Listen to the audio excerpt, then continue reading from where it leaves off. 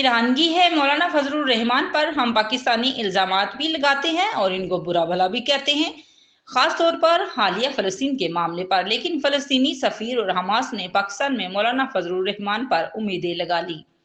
فلسطین مشکل میں ہے، اس دوران فلسطینی سفیر مولانا فضل الرحمان کے پاس پہنچ آیا۔ حماس کے سربراہ نے مولانا سے ٹیلی فون پر رابطہ بھی کیا۔ مفتی محمود نے کانفرنس سے ویڈیو لنک خطاب بھی کیا۔ اسی طرح سعودی عرب، ترکی، ملیشیا، مصر بھی مولانا فضل الرحمان کو ہی پاکستان میں قابل اعتماد سمجھتے ہیں۔